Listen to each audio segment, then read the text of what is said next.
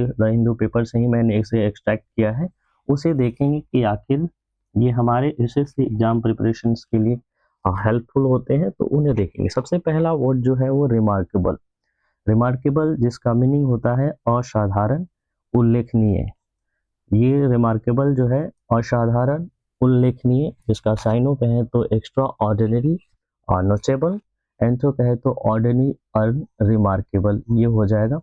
दूसरी तरफ अगला देखें, कॉम्प्लिसेंसी जो है इसका मतलब होता है आत्मसंतुष्टि। ये जो आत्मतुष्टि जिसको कहते हैं, इसी से जुड़ा हुआ और एक अलग वर्ड है इसका डिलाई, मतलब बहुत ज़्यादा ये कहें कि केयरफुल नहीं होना, मतलब कॉम्प्लिसेंसी कहते हैं। इसका सेल्फ सेटिस्फैक्शन कहें कि हम थोड़े से में ही भाई सेल्फ सेटिस्फाइड हैं, तो अगर हम कहें तो इसको कॉम्प्लिसेंसी कहेंगे, स्मगनेस कहेंगे, सेल्फ सेटिस्फैक्शन कहेंगे। और ठीक इसके विपरीत जो एंटोनिम्स हैं उसे हम कह सकते हैं कि जब हमारे अंदर आत्मसंतुष्टि नहीं होगी, किसी तरह का सेटिस्फैक्शन नहीं होगा, तो एंजाइटी होगी, अनईजीनेस फील होगा। तो ये हमारे एंटोनिम्स हो जाएंगे कॉम्प्लिसेंसी का। थर्ड है डिस्ट्रेस। थर्ड जो है डिस्ट्रेस है। डिस्ट्रेस को देखते हैं। डिस्ट्रेस का मीनिंग है कष्ट, संकट। ये जो कष्ट है, संकट है, जो पीड़ा है, उसको डिनोफाई करता है। ये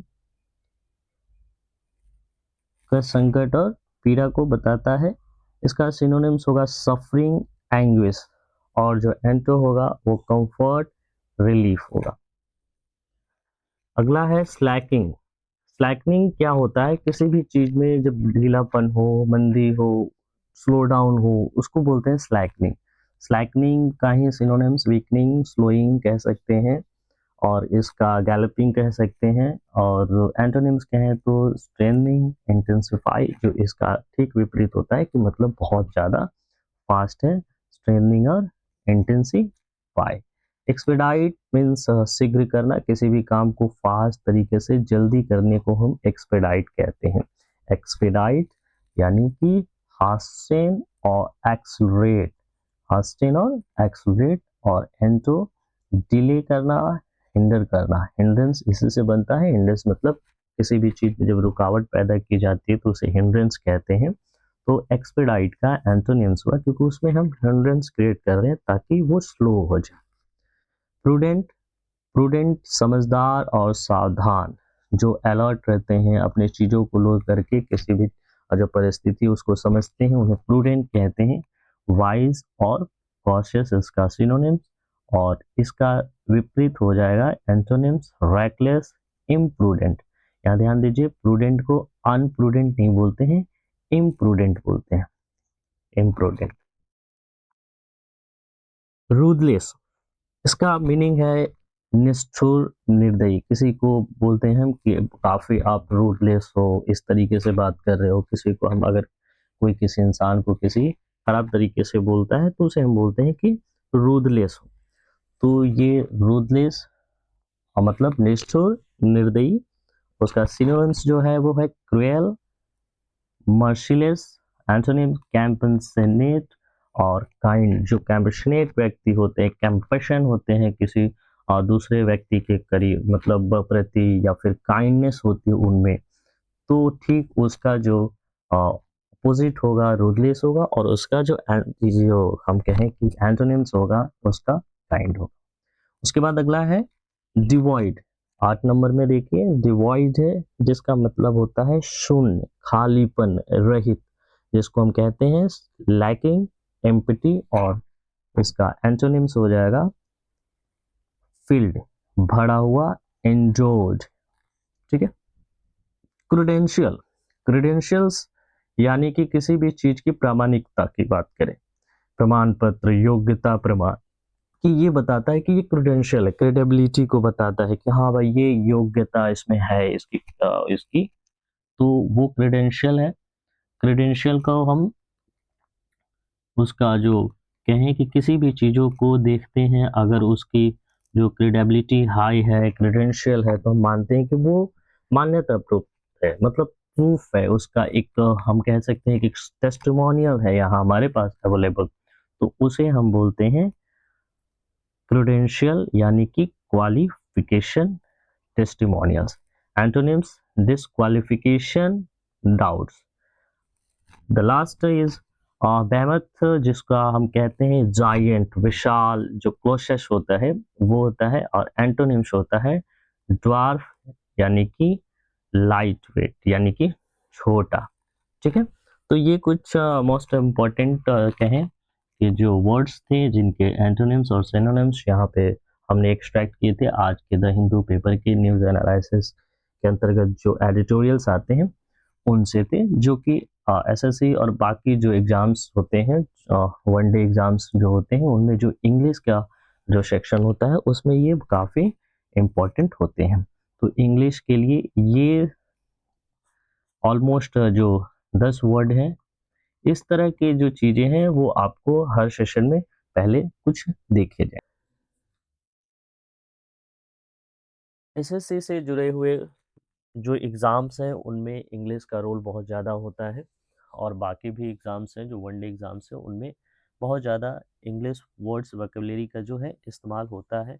तो सबसे पहले आज जो हमारा वर्ड है जिसमें हम डील करेंगे वो है डिस्ट्रेस। डिस्ट्रेस कहने का मतलब होता है किसी तरह का एंग्विश, हार्डशिप या फिर सफरिंग, यानी कि जो कष्ट, विपत्ति और संकट की स्थिति को हम लोग डिस्ट्रेस कहते हैं, और इसका सिनोनिम्स होता है सफरिंग, एंग्विश और hardship.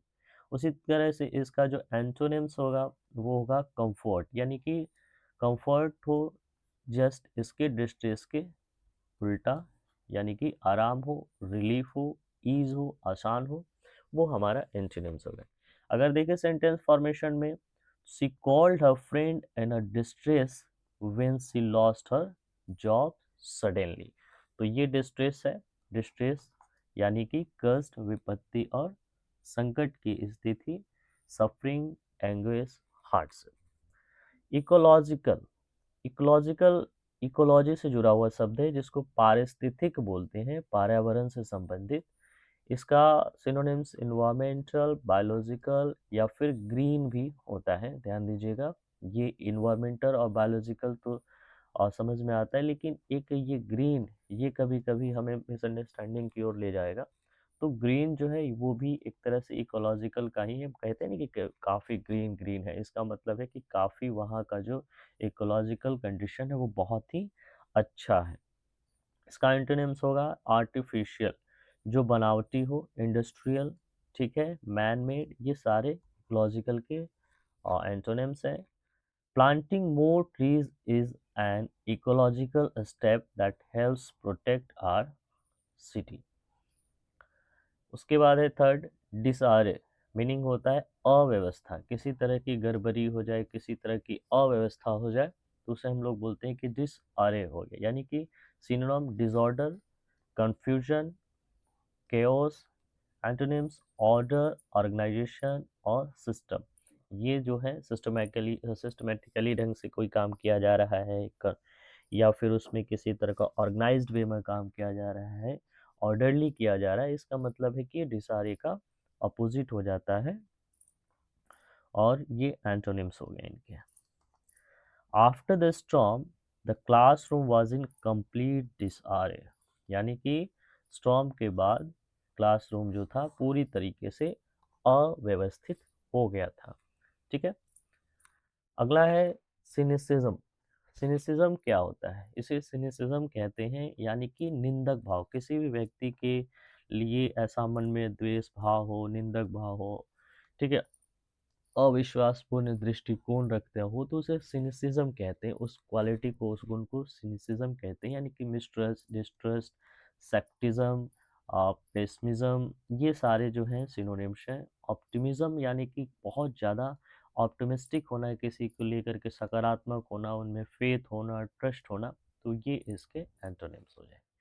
Too much cynicism can stop people from trying to change things, यानी कि किसी भी चीज़ को लेकर के बहुत ज़्यादा अगर हमें कहें कि अविश्वासपूर्ण दृष्टिकोण है, या यूँ कहें कि हम पूरे तरीके से किसी को नेगेटिव रूप में देखते हैं, तो वो जो गुण है यानी कि सिनिसिज्म का, वो किसी भी चीज़ को, चेंज को, बदलाव को रोकने में ये जो है मदद करती है, यानी कि उन्हें बढ़ने नहीं देती, एडवांस नहीं होने देती है। अगला है अनस्टेबल यानी कि अस्थिर, दीर्घकाल तक न चल सकने वाला, या मतलब लॉन्ग लास्टिंग नहीं हो, अनस्टेबल हो मतलब बहुत ज़्यादा वो सिस्टमैटिक नहीं हो। तो अनटेनेबल सिनोनिम्स, अनवायबल, फ्रेजाइल। वही एंटोनिम्स देखें तो इसका सस्टेनेबल, स्टेबल और viable. Spending more than you earn every month is an unstable habit. Entitlement, अधिकार बोध, सुविधा पाने की भावना। बोलते हैं कि ये इंटाइटल है, इसके लिए इंटाइटल है, उसके लिए इंटाइटल है, इसका मतलब है कि उसको ये अधिकार है ये चीज़ प्राप्त करने का।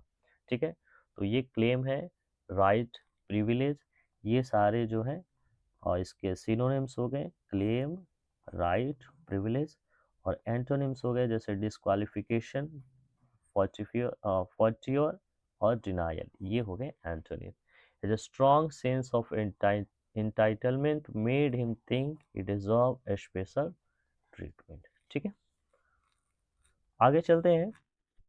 कॉम्प्लिसेंसी, ये देखिए कॉम्प्लिसेंसी कल भी हम लोगों ने देखा था, आज के भी एडिटोरियल में यूज़ किया गया है। आज का जो एडिटोरियल शशि थरूर जी ने लिखा है उसमें ये वर्ड यूज़ किए गए हैं, और पता है आपको शशि थरूर जी की इंग्लिश काफ़ी अच्छी मानी जाती है, तो ये सारे वर्ड्स जो हैं वो बहुत ही चुनिंदे वर्ड हैं। तो कॉम्प्लिसेंसी, असंतोष, ढिलाई भरा संतोष। तो ये संतोष यानी कि कहने का मतलब कि आत्मसंतोष, सेल्फ सेटिस्फैक्शन, स्मगनेस, इनर्शिया, ये सारे जो हैं इनके सिनोनिम्स हैं। एंटोनिम्स की बात करते हो एंजाइटी, रेस्टलेसनेस और concern. Complacency after small success can stop a student from improving further। देखिए यहाँ आत्मसंतोष जो है वो नेगेटिव फॉर्म में यूज़ किया गया है सेंटेंस में, कि कंप्लेसेंसी जो है किसी भी व्यक्ति को और किसी भी स्टूडेंट को छोटे अगर मान लो सक्सेस है और उस पे वो कंप्लेसेंसी दिखाता है, वो आत्मसंतुष्टि दिखाता है, तो उसके फ्यूचर को इम्प्रूव करने में हिंड्रेस क्रिएट करेगा। ब्यूरोक्रेटिक बहुत ही जाना माना नाम है, नौकरशाही से संबंधित है ये, दफ्तरी को। ठीक है, इसमें ऑफिशियल, एडमिनिस्ट्रेटिव और प्रोसीजरल इसका सिनोनिम्स होगा, और एंटोनिम्स में इनफॉर्मल, फ्लेक्सिबल और non official. Getting a simple certificate often takes a days because bureaucratic. यहाँ ब्यूरोक्रेटिक वर्ड का जो यूज़ किया गया है ये इसके कॉन्टेक्स्ट में लेकर के ये कहा गया है कि ये जो डिले है प्रोसेस है, वो डिले प्रोसेस किसके वजह से हो रहा है, प्रोसीजरल जो प्रोसेस है प्रोसीजरल, उसके वजह से। और ये प्रोसीजरल प्रोसेस किसके वजह से होता है, ब्यूरोक्रेटिक की वजह से, यानी कि नौकरशाही के वजह से।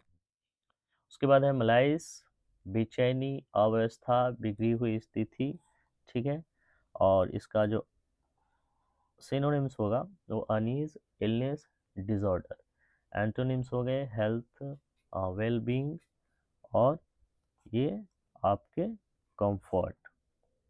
There is a general malaise in the office when people feel overcrowd, sorry overwork. Overwork कहने का मतलब काम बहुत ज़्यादा होने के स्थिति में जो वहाँ के स्टाफ है वो मलाइस फील कर रहे हैं, ऐसा इसमें होता है। चलिए आगे देखते हैं, अगला जो हमारा वर्ड्स है लास्ट, वो है इनटॉलरेंस। देखिए टॉलरेंस हम समझते हैं, टॉलरेंस क्या होता है, किसी भी चीज़ को बर्दाश्त करने की जो क्षमता होती है उसे कहा जाता है सहिष्णुता कहते हैं उसे। और इनटॉलरेंस होता है असहिष्णु, यानी कि सहन नहीं कर पाना, बेयर नहीं कर पाना। तो इसका सिनोनिम्स देखें तो वो होगा हमारा बायोट्री, नैरो माइंडनेस और प्रिजुडाइज।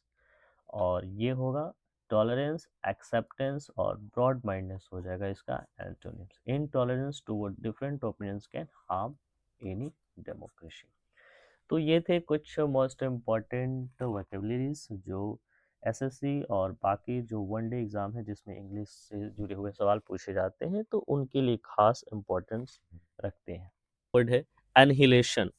एनहिलेशन का मतलब है पूर्ण विनाश या फिर समूल खात्मा, जिसको हम कहते हैं किसी भी चीज़ को अगर पूरे तरीके से ख़त्म कर दिया जाए तो उसको हम बोलते हैं एनहिलेशन। बाबा साहब अम्बेडकर का एक एनहिलेशन बुक भी है, एनहिलेशन ऑफ कास्टिज्म का। तो खैर एनहिलेशन का मतलब क्या होता है, पूर्ण विनाश या समूल नाश यानी कि पूर्ण तरीके से खात्मा। सिनोनिम्स क्या है तो इसका होगा डिस्ट्रक्शन, ऑब्लिरेशन, एरेडिकेशन मतलब समाप्ति, खात्मा। चलिए उसके बाद है एंटोनिम्स। इसका क्या होगा प्रिजर्वेशन, किसी भी चीज को सुरक्षित रखा जाए तो विनाश के अपोजिट होगा। उसको प्रोटेक्ट किया जाए, प्रोटेक्शन। और सर्वाइवल, ये सारे जो है एंटोनिम्स है। The sudden closure of factories led to the annihilation of thousands of local jobs, ये सेंटेंस है कि अचानक कंपनी के बंद होने से हजारों लोगों के जो जॉब्स थे उसका पूर्ण रूप से विनाश हो गया, मतलब एनिलेट हो गया, खात्मा हो गया। कैटास्ट्रॉफिक, विनाशकारी, अत्यंत भयानक परिणाम वाला। ये देखिए एनिहिलेशन जो है वो विनाश होता है, पूर्ण विनाश। और कैटास्ट्रोफ जो ये कैटास्ट्रॉफिक है उसका मतलब होता है विनाशकारी, अत्यंत भयानक परिणाम वाला, जिसका मतलब है डिसास्ट्रस, रूइनस और कैलामिशियस। अगर हम एंटोनिम्स की बात करें तो इसके हो जाएंगे बेनिफिशियल, हार्मलेस और minor. A catastrophic flood can push many poor families deeper into debt. ये कैटास्ट्रॉफिक फ्लड जो आने से बहुत सारे जो गरीब परिवार हैं वो डीपर डीप में डूब जाएंगे। कहने का मतलब वो कहे तो वो कर्ज के भाव सागर में डूब जाएंगे, मतलब बहुत ज़्यादा कर्ज हो जाएगा, इसका मीनिंग हुआ इस सेंटेंस का। तो कैटास्ट्रॉफिक क्या है, ये विनाशकारी, अत्यंत भयानक परिणाम वाला और डिसास्ट्रस इसके हो गए सिनोनिम्स। एंटोनिम्स में बेनिफिशियल, हार्मलेस और माइनर को कंसीडर कर सकते हैं। इंटरवेंशन, इंटरवेंशन यानी हस्तक्षेप, दखल अंदाजी, इंटरफेरेंस को इंटरवेंशन, ठीक है। इसका सिनोनिम्स क्या है, इन्वॉल्वमेंट और मीडिएशन, इंटरफेरेंस, ठीक है। एंटोनिम्स की जहाँ तक बात करें, नॉन इंटरफेरेंस हो जाएगा, निग्लेक्ट हो जाएगा, विड्रॉवल, ठीक है। Government intervention is often needed to control sudden price rises. Government का जो इंटरवेंशन है इकोनॉमिक फील्ड में वो तब किया जाता है जब सडन प्राइस राइज हो जाते तो उसको कंट्रोल करने के लिए, यानी कि इन्फ्लेशन को कंट्रोल करने के लिए गवर्नमेंट इंटरवेंशन करती है, ठीक है। तो इंटरवेंशन यानी हस्तक्षेप करना, दखल अंदाजी करना। सिनोनिम्स हो गए involvement, मेडिएशन, interference. Antonyms non interference, neglect और विड्रॉवल। अगला है एबोलिशन। देखिए एबोलिशन और एनहिलेशन अभी का जो हमने देखा लगभग लगभग सेम है। समाप्ति, उन्मूलन, खत्म कर देना, ये एबोलिशन है। रिपील, कैंसुलेशन, एलिमिनेशन, एलिमिनेट करना, ठीक है। एंटोनिम्स में देखें तो इंट्रोडक्शन मतलब उसको लाना, एस्टेब्लिशमेंट प्रतिस्थापित करना और रिटेंशन फिर से उसको रोके रखना। ये सारे जो हैं इनके एंटोनिम्स हो गए। The abolition of the old subsidy created unrest among farmers, ठीक है। इंटीग्रल, इंटीग्रल का मतलब होता है अभिन्न, अत्यंत आवश्यक हिस्सा। Integral part of the something हम लोग जब कहते हैं इसका मतलब है कि उस समथिंग का इंटीग्रल यानी कि अभिन्न हिस्सा है। जैसे इसेंशियल, आवश्यक, ये हो गए सिनोनिम्स। फंडामेंटल यानी कि मुख्य, मूल, वाइटल, महत्वपूर्ण। एंटोनिम्स में हो जाएंगे optional, secondary, non essential. Honest record keeping is an integral part of transparent governance, ठीक है। डिमोलिश यानी ध्वस्त करना, खत्म करना, तोड़ देना, इस तरीके का इस्तेमाल करते हैं। जैसे डिस्ट्रॉय, डिसमेंटल, रेन। उसी तरह से एंटोनिम्स क्या है इसका, बिल्ड, कंस्ट्रक्ट और रीस्टोर। सेंटेंस फॉर्मेशन में देखें, any move to demolish basic labour right will face strong resistance, ठीक है। आगे आते हैं इंसेंटिवाइज। इंसेंटिवाइज जो है इंसेंटिव से बना है। इंसेंटिवाइज जो है इंसेंटिव से बना हुआ है और इंसेंटिव का मतलब होता है किसी चीज़ों में प्रोत्साहन देना, प्रेरित करना, ठीक है। जैसे इनकरेज करना, मोटिवेट करना, स्टिमुलेट करना, तो ये सारे होंगे सिनोनिम्स। उसी तरह से इसका डिस्करेज यानी कि हतोत्साहित करना, डेटर और डिसऑर्ड, ये जो है ये होता है इसके एंटोनिम्स। सेंटेंस फॉर्मेशन देखते हैं। Tax rebates can incentivise companies to invest in backward areas, मतलब कि अगर टैक्स रिबेट दिया जाता है तो ये कंपनियों को प्रोत्साहित करेगा उन क्षेत्रों में इन्वेस्ट करने की जो बैकवर्ड एरियाज हैं। डिवास्टेड मीनिंग बुरी तरह से तबाह, अत्यंत क्षतिग्रस्त, ठीक है। ruined, shattered, wrecked, ये हो गए इसके सिनोनिम्स। unharmed, rebuilt, restored, ये हो गए एंटोनिम्स। सेंटेंस फॉर्मेशन देखते, the state finance were devastated after repeated natural disaster.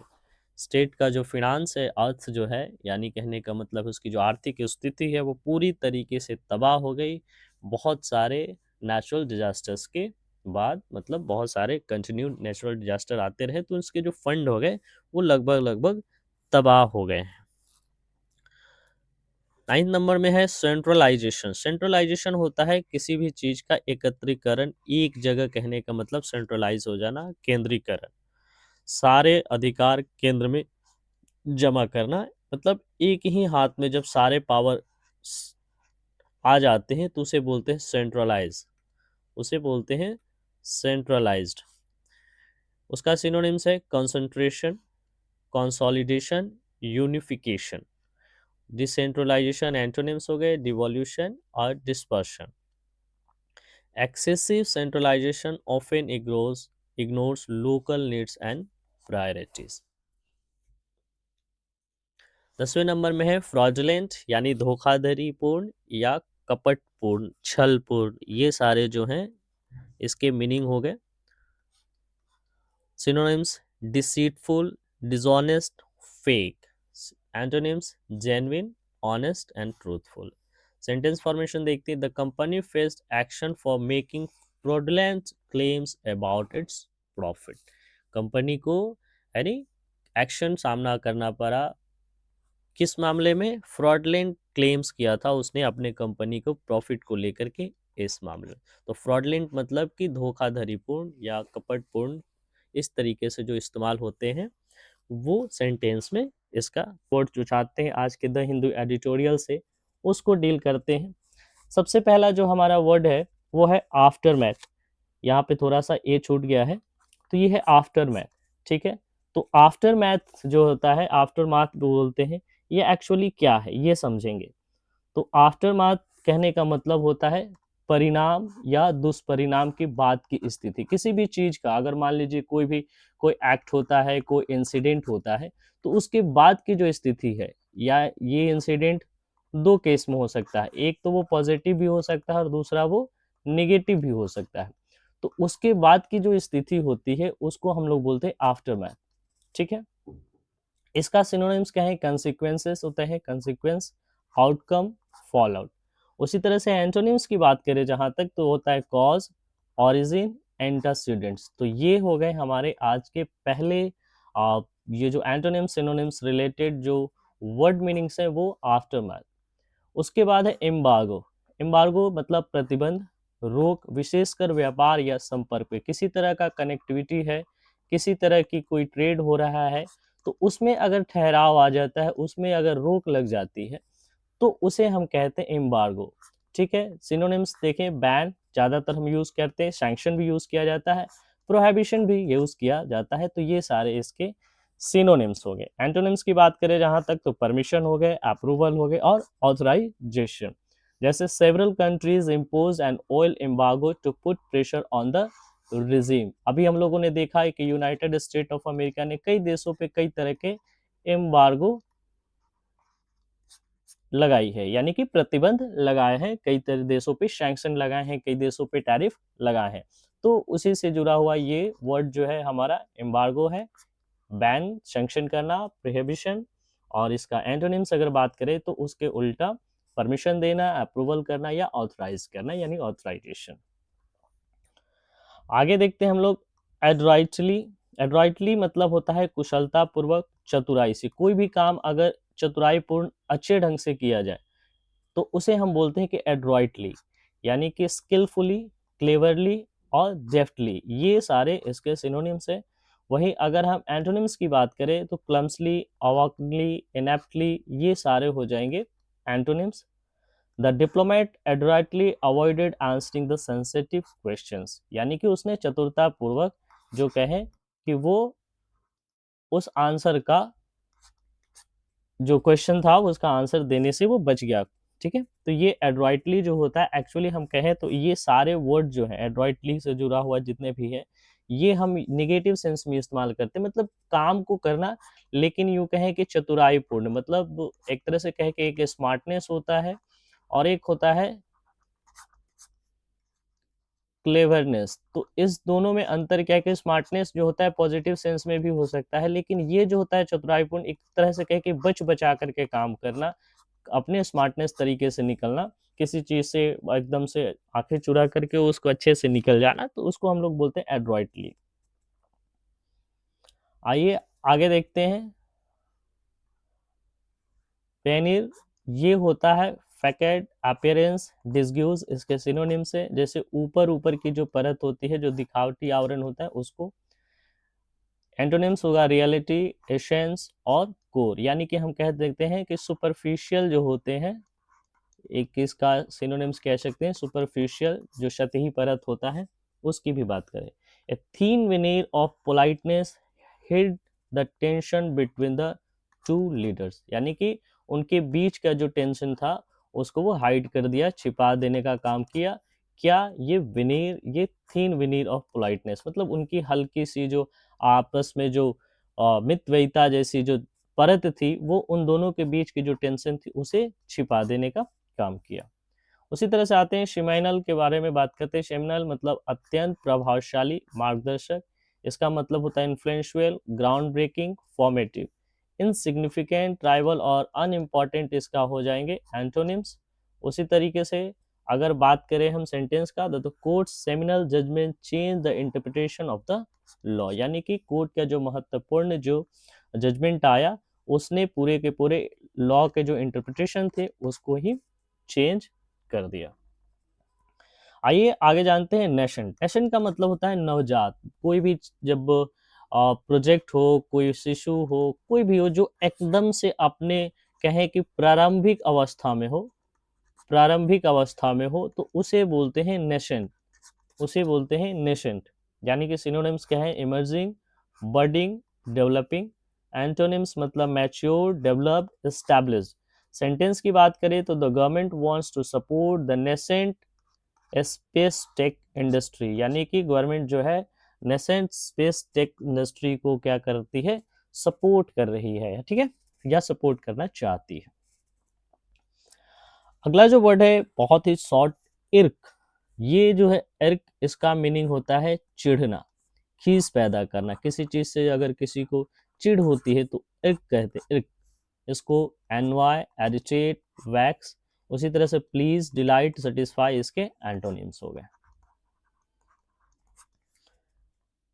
Frequent power cuts irk resident during the exam season, ठीक है। फ्रीक्वेंट पावर कट जो है, बिजली का बार बार कटना जो है लोगों के बीच में क्या कर रहा है, खीस पैदा कर रहा है एग्जाम के समय में जब ये बिजली कटती है। तो आगे आ है न्यूट्रलिटी, ये निष्पक्षता, किसी पक्ष में ना होना। जब कोई व्यक्ति ए और बी के बीच में किसी तरह का कोई विवाद हो और कोई सी जो हो इन दोनों में से किसी को सपोर्ट ना कर रहा हो और ना किसी को अपोज कर रहा हो, तो उसको हम बोलते हैं कि ये न्यूट्रल है।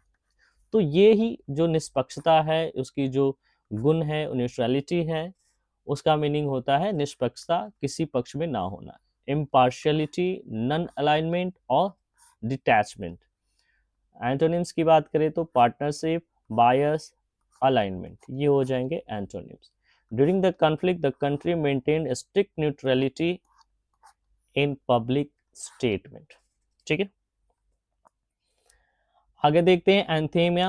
एंथीमा क्या होता है, घोर अप्रिय वस्तु, बेहद नापसंद चीज, जैसे एबोरेंस, हैचर्ड, कर्स, ये हो गए सिनोनिम्स, ठीक है। उसी तरह से antonyms favourite, blessing, delight. Any delay in soldier salaries anathema to the defence ministry. Last जो हमारा आज का जो वर्ड है वो है वर्सिमिल्यूट। वर्सिमिलिट्यूड, वर्सिमिलिट्यूड क्या है, यथार्थता का आभास, सच्चाई असल, मतलब जो हमारे जीवन में जो सच है उसका आभास हो जाना ही हम कहते हैं वर्समिलिट्यूड हो गया, ठीक है। रियलिज्म, ऑथेंटिसिटी, प्लॉजिबिलिटी, ये हो गए इसके सिनोनिम्स। एंटोनिम्स हैं हो गए falseness, improbability, artificiality. Detail data gave verisimilitude to reports claims about security risk, ठीक है। तो ये आज के हमारे 10 इंपॉर्टेंट ऐसे वर्ड्स थे जो किसी भी वनडे एग्जाम में जो इंग्लिश के पेपर्स होते हैं उनमें ये बहुत जो है महत्वपूर्ण स्थान रखते हैं। ये हमारे इंग्लिश की तैयारी को बेहतर बनाएंगे।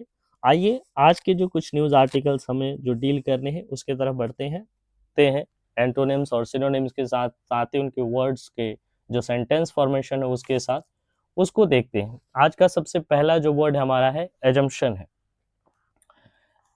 एजम्पशन जिसका मतलब होता है धारणा, मान्यता, किसी तरह का पहले ही जो हम प्रिजम्पशन कर लेते हैं उसको कहते हैं एजम्पशन। किसी के मामले में किसी के विचार से हम लोग जाने बगैर पहले ही सोच लेते हैं कि इस तरीके से हो, या यूँ कहे कि उसका एक तरह से कहें अनुमान लगा लेते हैं, तो उसे हम कहते हैं एजम्पशन। इसका जो सिनोनिम्स है प्रिजम्पशन, बिलीफ, सपोजिशन। उसी तरह से उसका अगर एंटोनिम्स कहे ठीक इसके विरोध तो फैक्ट, जब फैक्ट जान जाते हैं उसके बाद ये एजम्पशन जो होता है वो खत्म हो जाता है, ठीक है। उसके बाद रियलिटी, सर्टेनिटी, ये सारे एंटोनिम्स हैं एजम्पशन के। प्रिजम्पशन, बिलीफ, सपोजिशन, ये सारे सिनोनिम्स हुए। Policy maker must test every assumption with real data before changing a law. ये सेंटेंस फॉर्मेशन है जिसमें एजम्पशन को इस्तेमाल किया गया है। आइए आगे देखते हैं स्क्रूटनी, जिसका सूक्ष्म जांच या कड़ी पड़ताल। स्क्रूटनी कहने का मतलब है किसी तरीके का जो भी कुछ हो उसमें कड़े तरीके से अगर हम उसकी जांच करते हैं उसको हम कहते हैं स्क्रूटनी करना। एग्जामिनेशन, परीक्षण करना, इंस्पेक्शन, रिव्यू, ये सारे सिनोनिम्स होते हैं। वहीं निग्लेक्ट, ओवरसाइट और इनअटेंशन जो है वो एंटोनिम्स होगा। The revised scheme will come under intense public scrutiny if wages are delayed, ठीक है। ये पूरा का पूरा जो स्कीम है, रिवाइज स्कीम कहा जा रहा है यहाँ पे, वो उसको पब्लिक स्क्रूटनी से गुजरना पड़ेगा अगर किसी तरीके के मजदूर के जो वेतन है उसमें देरी होती है। तो एक्चुअली ये आज फिर से ये जो न्यूज़ आर्टिकल्स जिससे ये आज का जो हमारा ये एसएससी ओरिएंटेड वर्ड छांटा गया है वो है वीबी जी राम जी जो है एक्ट, उससे जुड़ा हुआ ही है, ठीक है। ये न्यूज़ आर्टिकल उससे जुड़े हुए आर्टिकल से ये सारे वर्ड्स हैं। तो यहाँ पे हम मान के चले कि जो रिवाइज स्कीम कह रहा है वो वीबी जी राम जी के बारे में। हालांकि हमें यहाँ पे वो वीबी राम जी कंसिडर नहीं करना है, हमें सिर्फ ये कंसिडर करना है कि स्क्रूटनी वर्ड है उसका मतलब क्या होता है। सो इसका मतलब है सूक्ष्म जांच, कड़ी पड़ताल, ठीक है। और इसके अगर हम सिनोनिम्स की बात करें तो एग्जम्पशन होंगे, इंस्पेक्शन होंगे, रिव्यू होंगे। आते हैं आगे अंडरमाइन, किसी भी चीज को कम मानना, कमजोर करना, उसके नींव को, उसके फाउंडेशन को कमजोर करना, इसे हम कहते हैं अंडरमाइन। जैसे वीकेन, इरोड, सबोटाज, ठीक है। ये सारे इसके सिनोनिम्स हो गए। एंटोनिम्स की बात करें तो strengthen, bolster, reinforce. Frequent rule changes can undermine workers faith in government programme, यानी बार बार जो किसी तरीके का पॉलिसी नियम में चेंज से लोगों का जो विश्वास है, वर्कर्स का जो विश्वास है वो गवर्नमेंट प्रोग्राम में कम होगा। इस सेंटेंस में हम देखें अंडरमाइन का किस तरीके से इस्तेमाल किया गया है। आइए बात करते हैं कंसेप्चुअल की। कंसेप्चुअल मतलब होता है वैचारिक, सिद्धांत से संबंधित कोई ऐसा फैक्ट जो सिद्धांत से, किसी प्रिंसिपल से जुड़ा हो तो उसे हम कहते हैं कॉन्सेप्चुअल। जैसे थ्योरेटिकल, एब्स्ट्रैक्ट, इंटेलेक्चुअल, ये सिनोनिम्स हो गए। वहीं अगर हम बात करें यथार्थ की तो ये प्रैक्टिकल, कॉन्क्रीट, अप्लाइड, ये सारे जो हो गए एंटोनिम्स की। There is a conceptual difference between short term relief and long term reforms. Aspirational, आकांक्षी, ऊंचे लक्ष्य वाला, जब कोई पर्सन जो होता है एम्बिशियस होता है, एस्पिरेशनल होता है, यानी कि उसको कहते हैं कि आकांक्षी होता है, वो हमेशा चाहता है कि हम जो हमारा लक्ष्य वो ऊंचा हो। एम्बिशियस, स्ट्राइविंग, फॉरवर्ड लुकिंग, ये हो गए सिनोनिम्स। और अनएम्बिशियस, कंटेन, पैसिव, ये हो गए antonyms. The policy sets an aspirational goal of providing quality jobs in every village. आगे डाइल्यूटेड, यानी किसी भी चीज को कमजोर करना, जो पहले से जिसकी जो फाउंडेशन है, जिसकी जो भी कुछ मौजूद की, उसको कम कर देने को ही हम लोग कहते हैं डाइल्यूट करना, उसे हम कहते हैं डाइल्यूट करना। तो ये डाइल्यूटेड है। वीकेंड, रिड्यूस्ड, वाटर डाउन, ये हो गए सिनोनिम्स। और एंटोनिम्स देखें तो स्ट्रेंथेंड, इंटेंसिफाइड, रेनफोर्स्ड, ये हो गए antonyms. Activists fear that frequent amendments have diluted the original right to work. Activist का ऐसा डर है, ऐसा मानना है कि बहुत सारे अमेंडमेंट्स ने जो ओरिजिनल राइट टू वर्क है उसमें क्या किया है, कमी लाई है, उसे और ज़्यादा कमज़ोर किया है।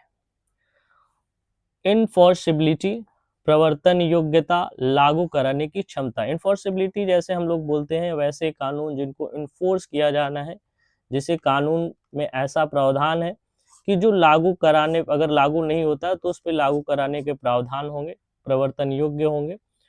इम्प्लीमेंटेबिलिटी, एग्जीक्यूटेबिलिटी और एप्लीकेबिलिटी इसके सिनोनिम्स हुए। ठीक उसी तरह से इम्प्रैक्टिबिलिटी, इम्पोर्टेंस, वीकनेस, ये उसके एंट्रो। Clear penalty increase the enforceability of labor laws in rural areas. Fragmentation जो है फ्रैगमेंट से बना हुआ है, जिसका मतलब होता है टूटना, बिखरना। ठीक है, तो फ्रेगमेंटेशन वही हो गया बिखराव, टुकड़ों में बट जाना।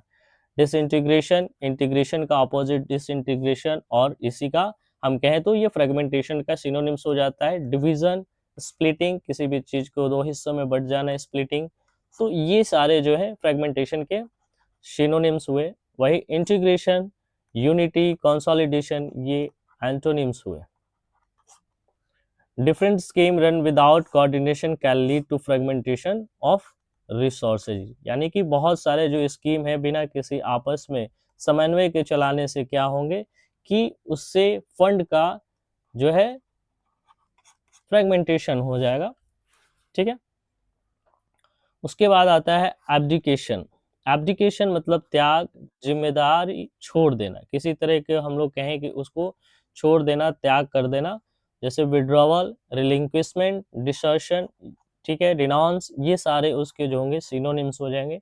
वही रिस्पॉन्सिबिलिटी, कमिटमेंट, एजप्शन, ये जो होंगे वो होंगे इसके antonyms. Cutting funds suddenly may look like an abdication of duty towards the poor. अचानक फंड में कमी करने से, अचानक फंड में कमी करने से ऐसा लगता है जैसे मानो जो भी है, यहाँ हम सरकार की बात कर रहे हैं, तो सरकार जो है अपनी गरीबों के प्रति जो जवाबदेही है, जो जिम्मेदारी है, उससे अपना पीछा छुड़ाना चाहती है। ठीक है, मिसमैनेजमेंट। मिसमैनेजमेंट बहुत ही वेल नोन वर्ड है, कुप्रबंधन, गलत ढंग से संचालन। ठीक है, मिस हैंडलिंग, माल एडमिनिस्ट्रेशन और इनएफिशिएंसी, ये सारे सिनोनिम्स है। अगर हम एंटोनिम्स की बात करें तो गुड मैनेजमेंट, एफिशिएंसी, कॉम्पिटेंस, ये सारे जो है एंटोनिम्स हो गया। Delayed payments often result from simple mismanagement of records at the local level. तो ये थे टॉप 10 आज के हमारे न्यूज़ आर्टिकल एडिटोरियल से छाटे गए, जो वन डे एग्ज़ाम के इंग्लिश पेपर में ये काफ़ी ज़्यादा महत्व रखते हैं। ये एसएससी और भी बाकी जो अदर वन डे एग्ज़ाम जैसे होते हैं जिसमें इंग्लिश का काफ़ी ज़्यादा इम्पोर्टेंस होता है, उसके लिए काफ़ी महत्व रखते हैं। ठीक है, आगे बढ़ते हैं आज के न्यूज़ आर्टिकल